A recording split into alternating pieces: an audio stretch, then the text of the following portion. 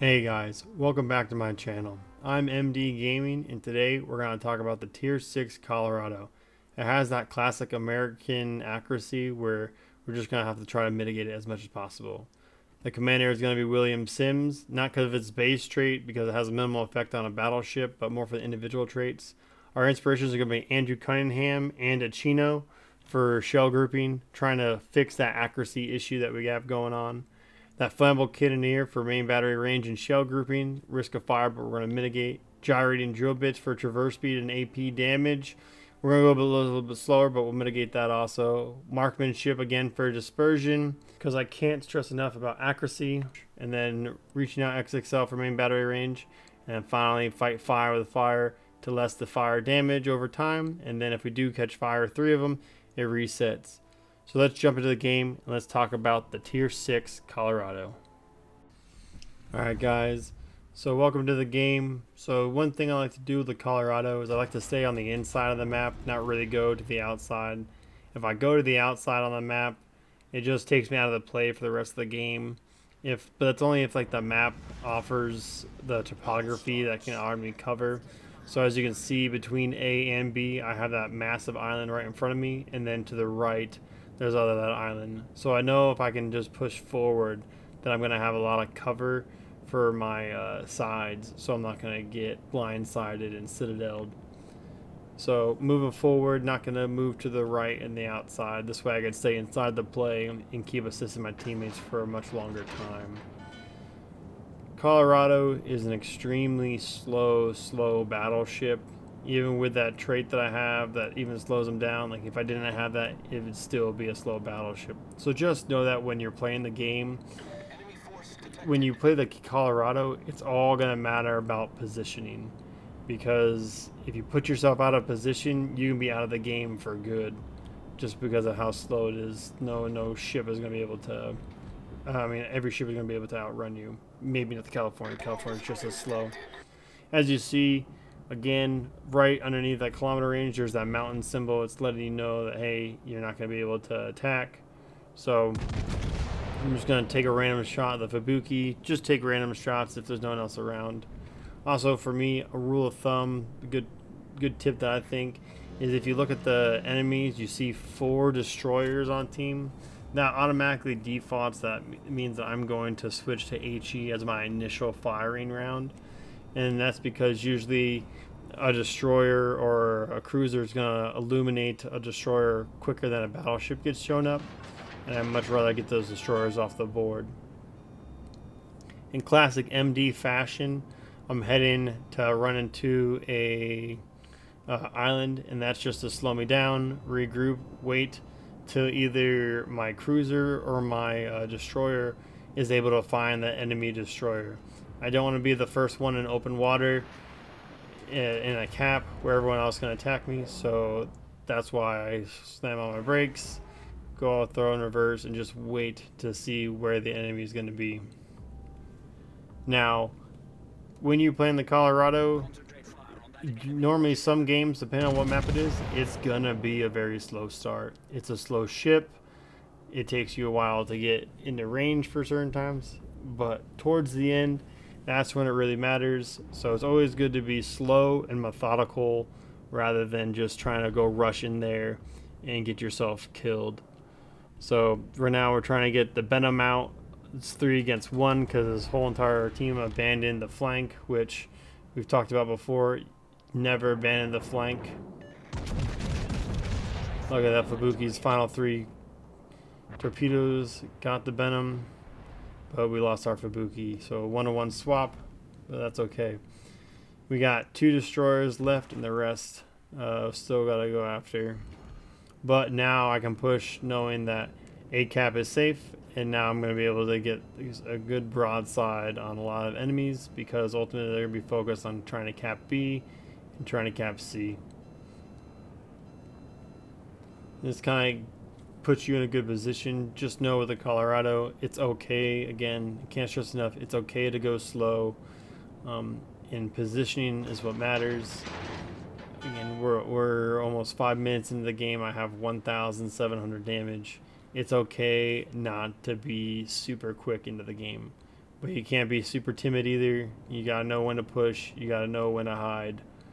So like this destroyer right here, it's good that he's just trying to take the cap. But if he just moved a little bit more forward, then say the cruiser or myself could be better prepared to shoot somebody.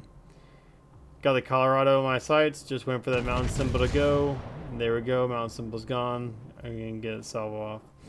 You can just see that crazy dispersion. So just be prepared for the crazy dispersion. Even with a broadside California at range, it sometimes is going to be difficult.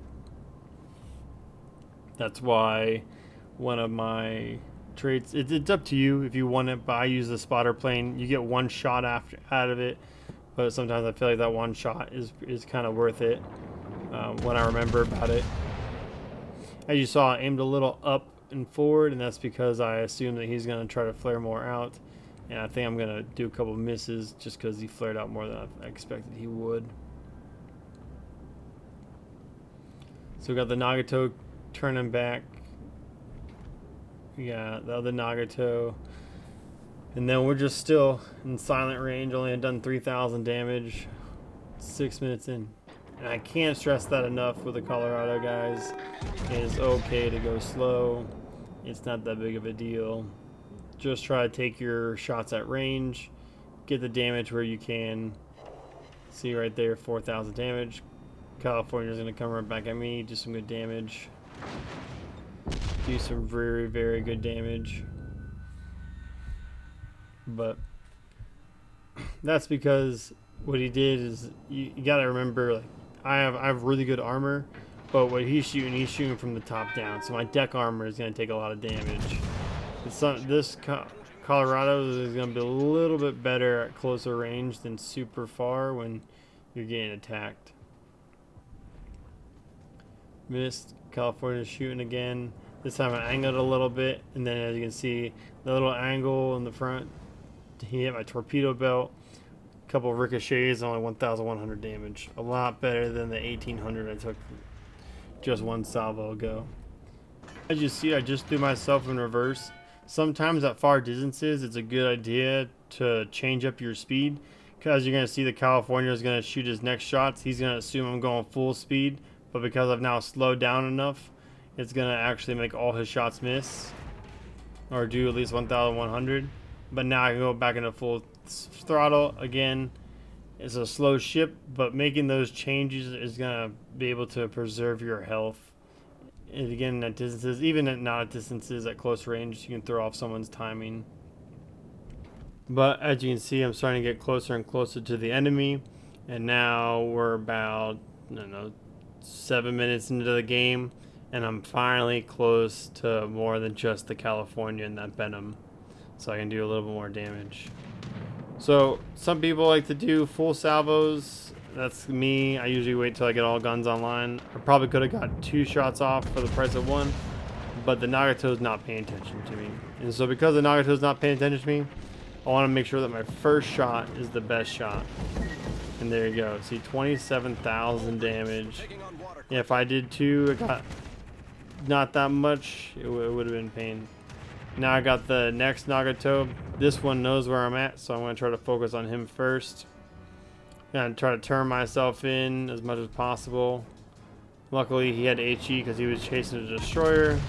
But then I aimed a little too low, and 4 just went too short, 2 hit, and then 2 went over. Luckily, the destroyer was able to get him and was able to affect him with his torpedoes. And we were able to get that Nagato off the map.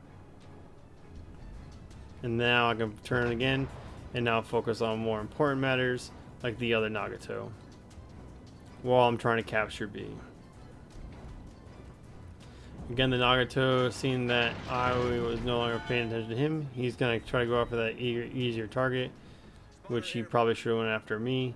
Again, as you can see, I'm aiming just a little bit above the water line to try to get a good shot in that salvo shot in there.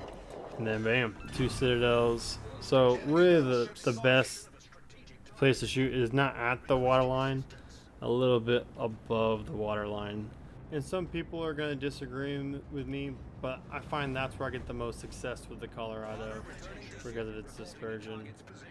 But we got both NATOs out. Now we're in the lead. We got one extra ship to theirs. And now we're just facing 2 more battleships and 1 destroyer. And then our destroyer up in that top right of the map is going to be able to destroy that aircraft carrier. Now you see what I'm going to do is I believe the Colorado is going to go through that little gap. So I'm going to try to get my guns fixated on that area while trying to stay angled to the California, and that way he's not able to do massive damage to me to my broadside. I do this by going wide at first, and then as soon as I feel like I'm in a good spot, I'm then going to turn hard left. I'm going to open up myself, but then I'm going to close that angle. And by closing that angle, I'm going to have a better shot on the California. The California is probably not going to be able to get his turrets on me, but I'm going to have a good shot ready for him just as he passes the islands. But as you can see, he has not. And this is a prime example of why players hit islands. So the California, he hit that island right behind, and you're going to see he's going to pop out actually to my left, but because he called that airplane in, I know where he's at. So even though he outplayed me, he gave away his position. So now I'm going to try to turn hard to the left. I know he's on that left side. Just turning as hard as I can. There he is. Gun's already pointed at him. Get a good shot off.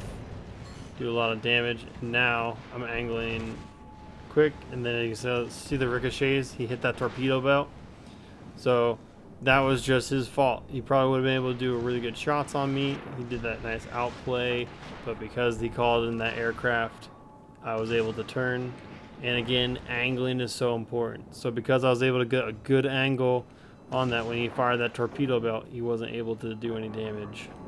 And that really is what this battleship is. It has a strong torpedo belt, and so if you can get shots at that location, that's really where you want to go. And all battleships are like that. You want to try to angle as much as possible, do the greatest damage. Now for this California, you're gonna watch, I'm gonna change my position of where I'm firing. See, again, he's trying to shoot, get a good angle on me. But again, shooting at my torpedo belt, doing some damage, but not a lot. But I'm going to aim at his upper belt superstructure because it's a lot weaker there. Because it's a lot weaker, I'm able to do a lot more damage and get him off the board. Now we're on to our last guy. You're going to see I take this island a little wide, and then I turn real hard. So taking it wide, and then pushing it real hard. Trying to get that turn at the final second once I'm seen. Because Tennessee knows I'm coming. But because I'm able to get that angle, all those shots pretty much just ricochet off, whereas it would have been a citadel if I kept going straight. So I'm able to do that. Now Tennessee, he's actually facing straight towards me. I was able to get good penetration on those battleships. Like I said, guys, it's extremely important to angle on this battleship. That is where the Colorado excels at, because it is such a hunky piece of metal, super slow. Accuracy's okay at times. The guns are really good, but you really just want to be able to kind of shoot and then angle and then utilize his armor in order to protect yourself.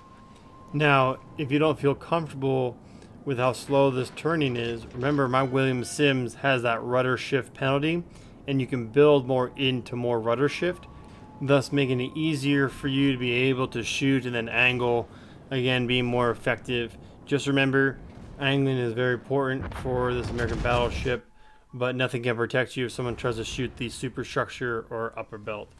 And with that, guys, as you guys remember, it took me 7 minutes and I was at 7,000 damage, and I was able to end up with 130,000 damage.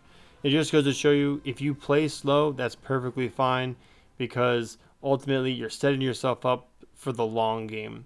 If you try to push in there too quickly, I could have hit those torpedoes from the Venom and it would have been a different game, but because it wasn't that way, we came out like this. So with that, guys, I had 2,752 XP. It was a fun game. Hey guys, if you found this video interesting, please like and subscribe. But more importantly, leave comments. It lets me know if I'm doing a good job. It lets me know how I can improve. I just want to make good quality content for you guys. And with that, guys, MD Gaming out.